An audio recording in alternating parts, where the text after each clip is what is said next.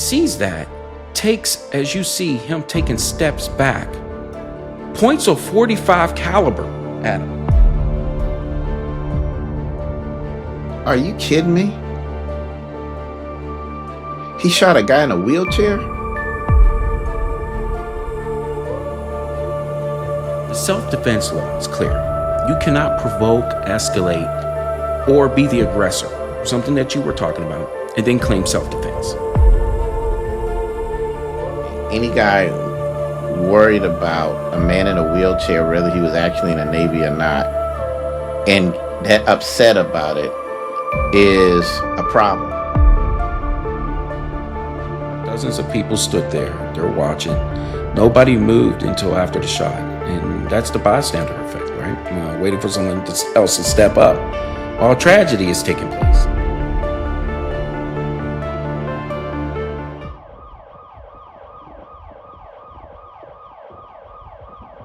Hill of Justice is sponsored and produced by Jermaine Delmas Studios. You're walking down the Seattle waterfront. Suddenly you hear gunfire.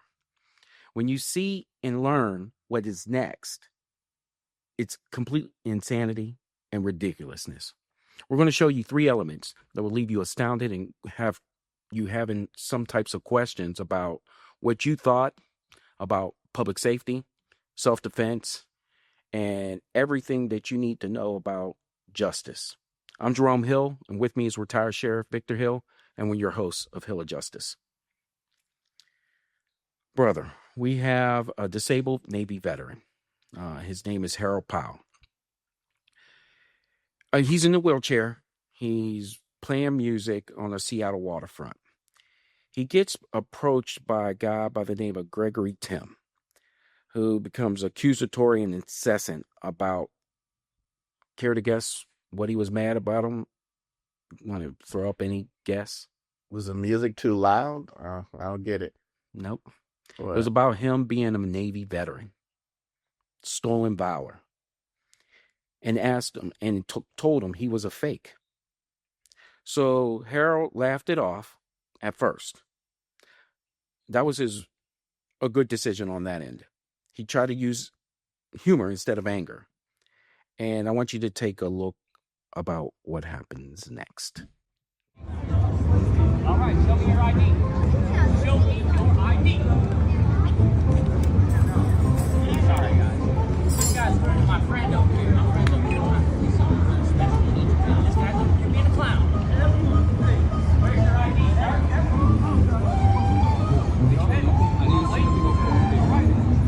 What, you got on Facebook? Yeah, maybe that's that.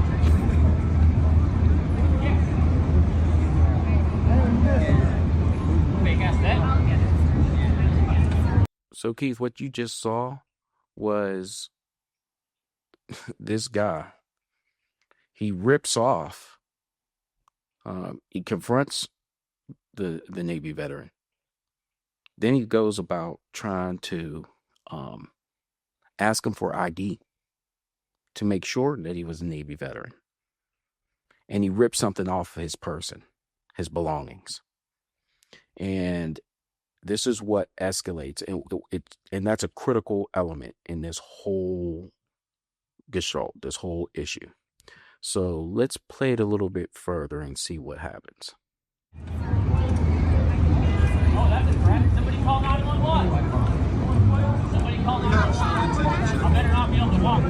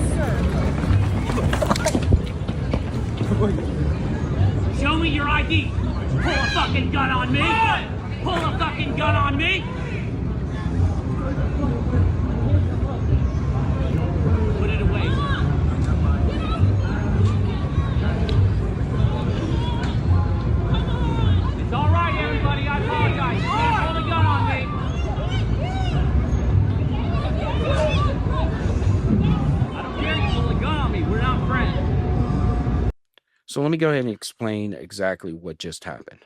Okay. So the patch gets ripped off of him, and the Navy veteran reaches for his ID to try to prove himself. The guy got upset at him because he thought he was a fake Navy veteran. And at that moment, he's still trying to de-escalate it at this point.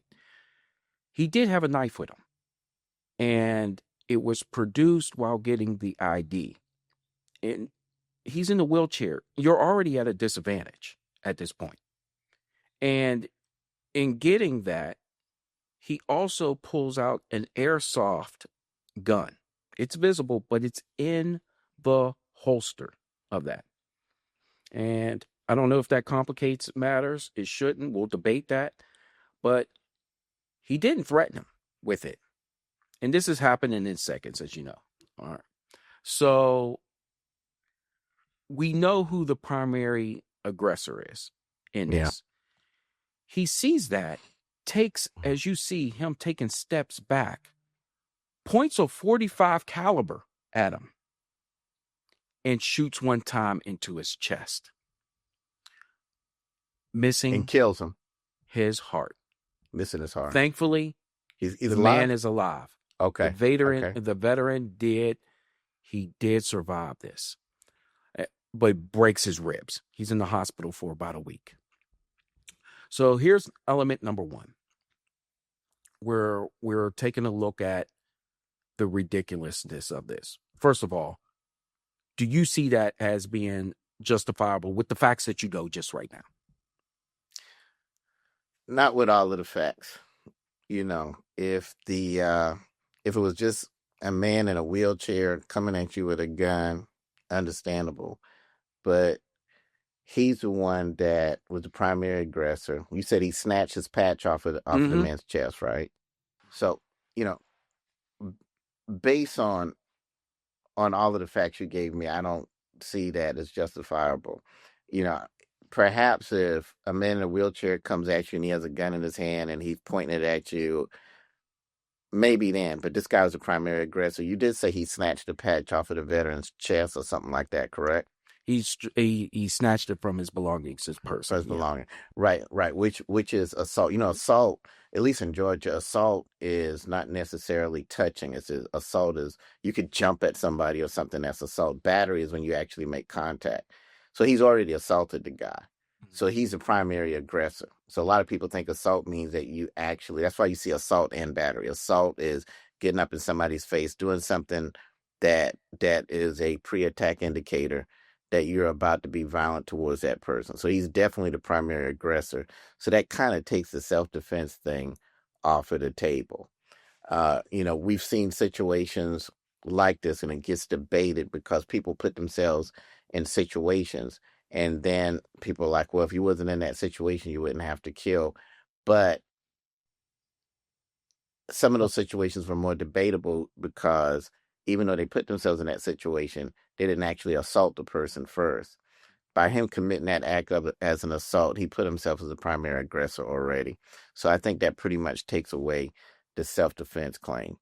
I think what we really need to be thinking about here is mental illness. Okay, any guy worried about a man in a wheelchair, whether he was actually in the Navy or not, and that upset about it is a problem. And I think that it's something that needs to be addressed because, we have laws out there that says, okay, we don't want convicted felons to have a gun, right? But all of the people doing all these crazy shootings are convicted felons, or they wouldn't have the gun. And what we probably need to be concentrating on is taking guns away from dangerous individuals who pose a threat to themselves or others. And that gets into the mental health aspect of stuff like that. And those people usually have clues of that. I guarantee you do a psychological history of this guy, or what we call a psychological autopsy in homicide. And he's already had indications that his elevator doesn't go all the way to the top. So he's someone shouldn't have been walking around. And I'm going to stop you right there because you're speaking the gospel on this. there are certain things that I'm not going to reveal until at the end of the show. That it spits on to everything that you're saying and your expertise about that. So here's element one. Here's where the case gets really juicy and really legally fascinating in this spot. In Washington State, where this did happen, Seattle, Washington, the self-defense law is clear. You cannot provoke, escalate, or be the aggressor, something that you were talking about, and then claim self-defense. If you do, you lose that legal standing. Now, compared to Florida, stand your ground, the same situation in Florida, he may have a case. And there may be some reason to believe that his life was in danger, even though there is a knife by his side, but he's in a wheelchair, and an airsoft gun that's in his holster. Okay.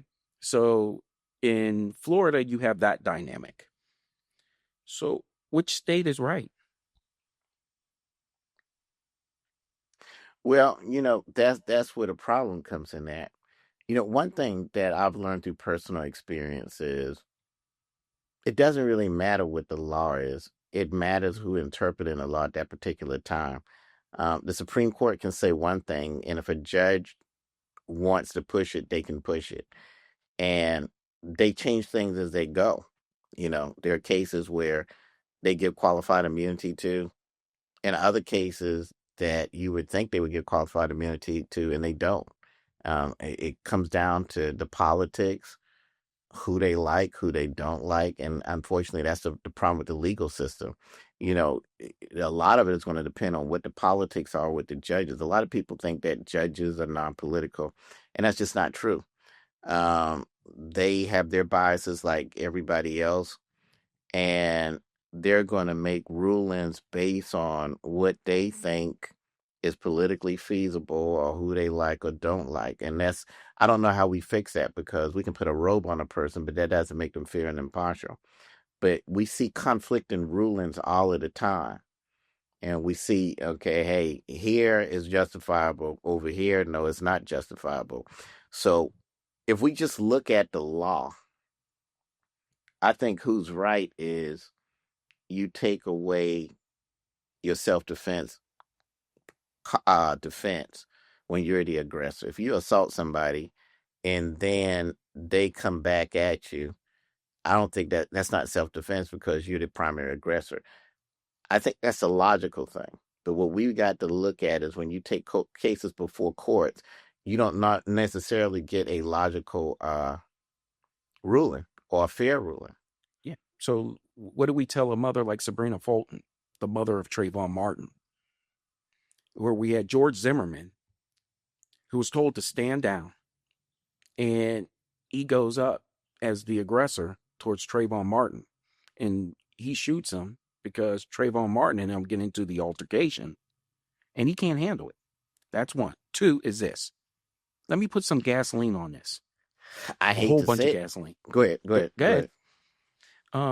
Please. Same situation.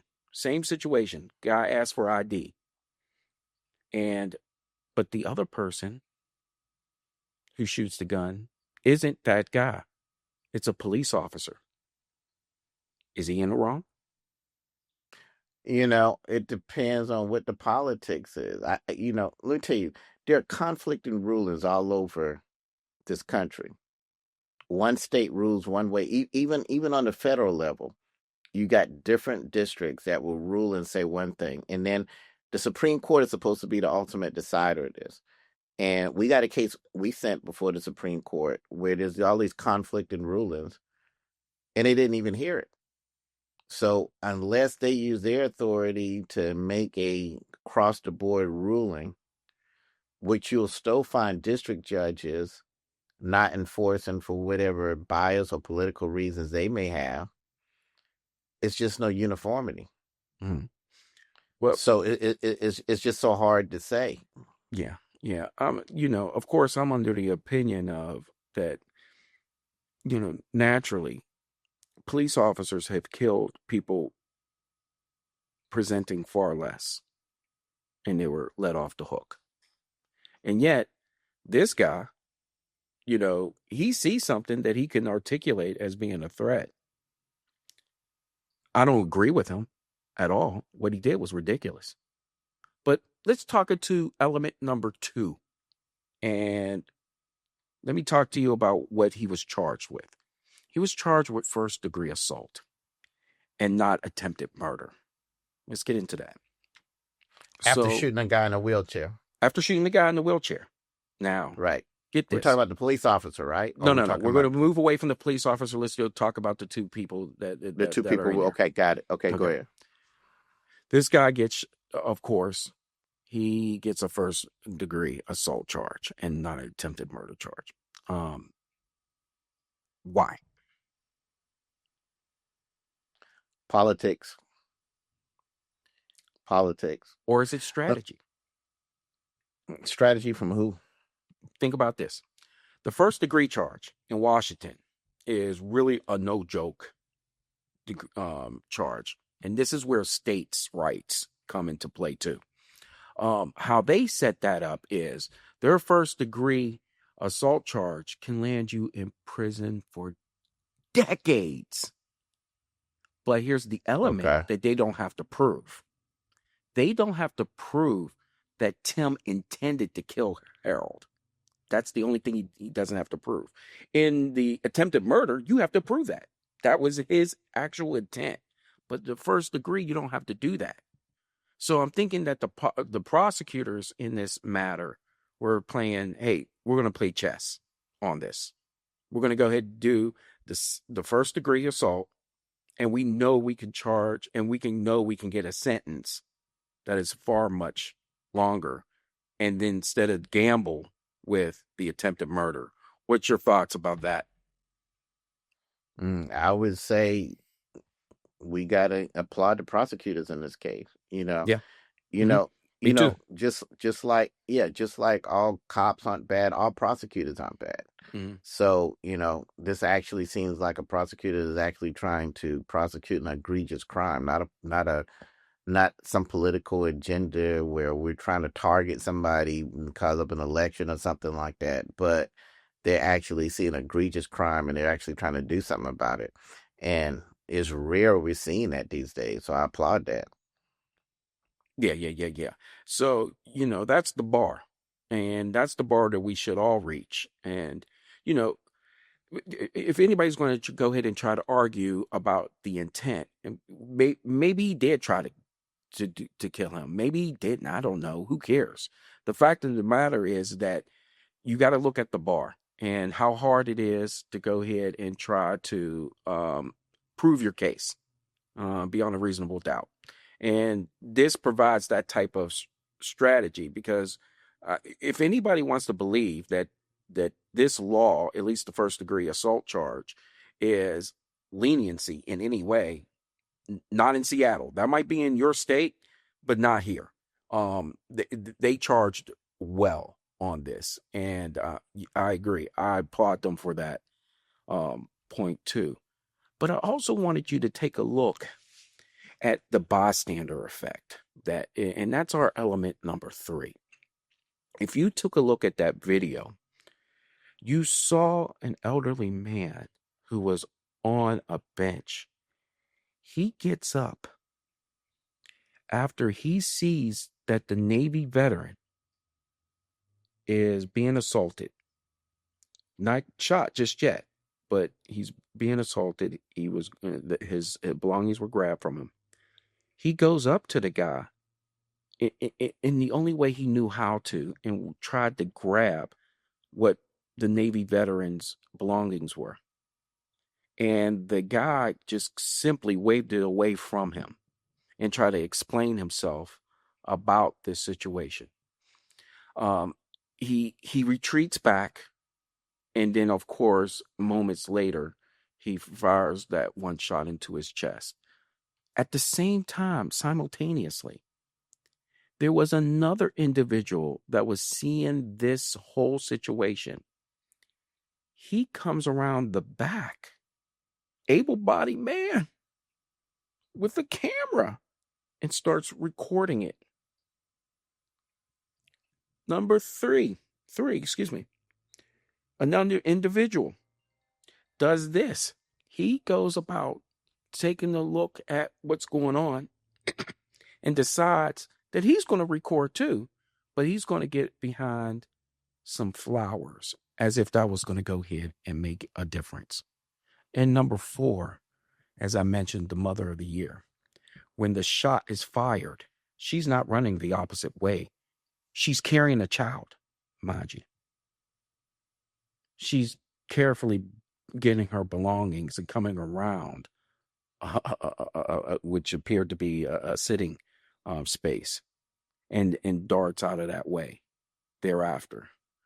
The bystander effect is ridiculous. And this all played out within seconds.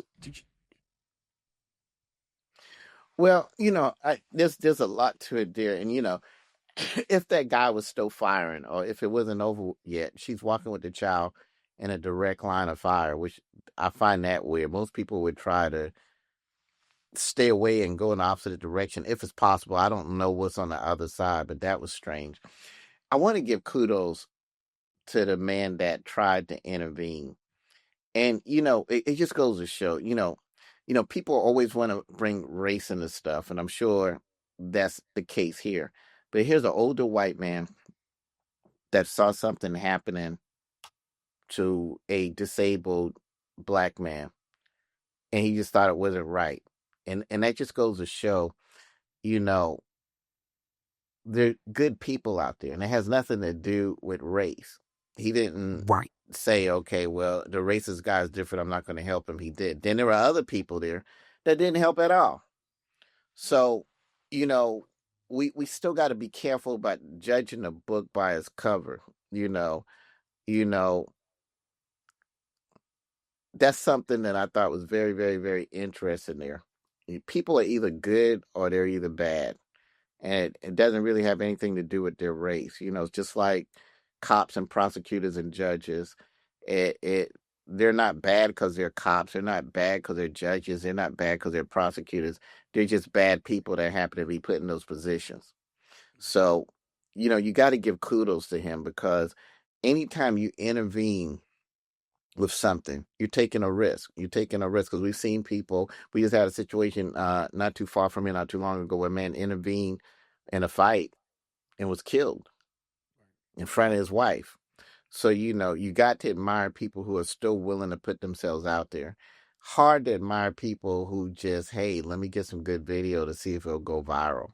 Right. If you're videoing because, hey, I'm going to video the suspect and I'm going to video his car and video his tag because I want the police to have that, that's one thing. But, to video someone being raped, robbed, or murdered like it's entertainment, I hope that's something that policymakers find a way to perhaps start prosecuting that. Well, that's a thought. You're right. Dozens of people stood there. They're watching. Nobody moved until after the shot. And that's the bystander effect, right? Waiting for someone else to step up while tragedy is taking place. Listen, I wouldn't fault anyone for getting up and running out of fear. Oh, my God, there's a gun. Okay, everybody run. But you stay. But you don't stay to help. Right. You stay to video. Right. And that gets me to this point that that type of silence is a choice. When a crowd freezes like that, I can get it how some people will run away. But this is what happens when you don't do anything. And this is why we've changed our mindset, especially after Columbine. And, the aggressor gets stronger when people stay silent, and the victim gets weaker because nobody is coming to assist them. And, that's the psychology of the matter. But, it's not only the psychology of matter, but it's also complicity into this. You got to do something, even if it was, as you said, to have somebody to get a really good picture of the suspect of doing something like that, even if you were afraid to go ahead and do something or challenge the aggressor. But, it's amazing how you saw how other people handled that situation in that small subset. I agree. I saw it, and I meant to click on it and save it so I could watch the whole thing, but they did an interesting study. They had this little child walking, and then a guy would just walk up and grab the child and run into an alley.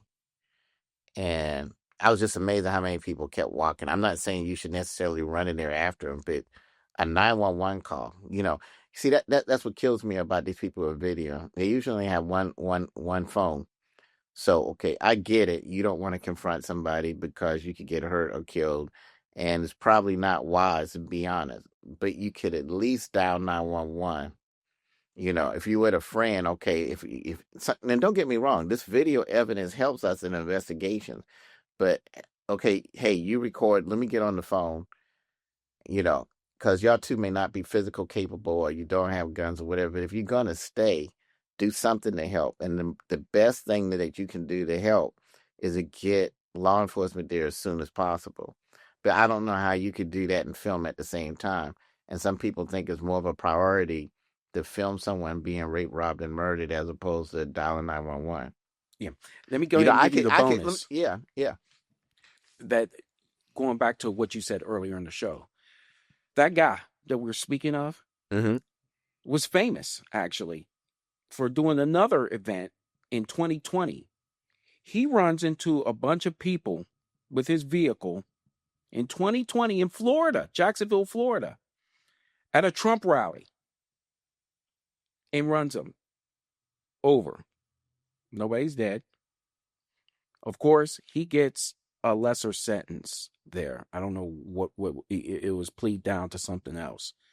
So he wouldn't even had the ability to have a gun, had those charges stuck and wasn't pleaded down to.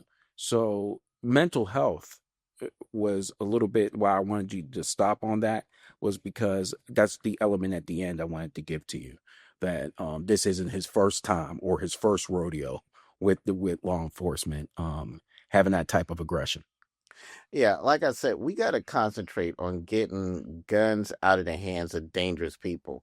Just because somebody's a convicted felon doesn't mean they're a dangerous person. I mean, people get convicted of tax fraud. They get convicted of all types of stuff that are felonies or whatever. There are people convicted of sodomy, which is a felony, and it's not necessarily forcible sodomy. So now they can't have a gun. Okay, whoopie damn do. But you got mental health people that can just go in and buy a gun, and they're the ones that show up at the CDC and start shooting like what we had here in Atlanta. And I think what we need to do is be able to know who are the people who have a history of mental illness. And not everybody that's mentally ill is a danger to people. There are people that they have mental health, but they're not a danger to themselves or others. They're not trying to kill themselves. They're not trying to kill other people. They just got whatever, anxiety or nervous breakdowns or whatever. But these people who do this, there's a clue. And I didn't know that clue was there. This is a guy that should have been on that particular type of registry, for lack of a better term, and should not be allowed to have a weapon. So, we definitely need a Dangerous Persons Gun Prohibited Act that deals with that. People who have a history or indications of being a threat to themselves and a threat to others. That's the only thing that's going to be effective in dealing with these type of situations. Sure. So Harold lived through submarines. He survived the deep ocean, and somehow he survived a 45 caliber slug to its chest too. Thinking about Harold, he represents everything that you want from a veteran who gave all their years of life, and to only come home to get disrespected by a guy like Gregory Tim, and that's what pisses me off with this whole thing. And not just disrespected, but to be put in an environment where it's still a dangerous war environment, because no one has come to grips with how to deal with dangerous people, dangerous, violent people, not people who have a criminal history, but people who have that type of mental health history. Right. And so, naturally, we love to say thank you for your service, but when it mattered most, nobody served you, Harold. And I apologize for that. And just think about that, everyone. So Does he have a GoFundMe account or he anything that we does. could? He does. He has a GoFundMe account. I think we should attach it to that. He's still Yeah, healing, but we want to go ahead and let him and his family know, thank you for your service. If no one else has been able to tell you, I know dozens of people, hundreds of people have. So we want to go ahead and say thank you for your service, and absolutely. keep I'll be on donating today. right. And then let's go ahead and keep the path of healing for Harold and his family. That's all I have for the Hill of Justice. Please subscribe, like, and comment. And until later, we'll talk to you soon.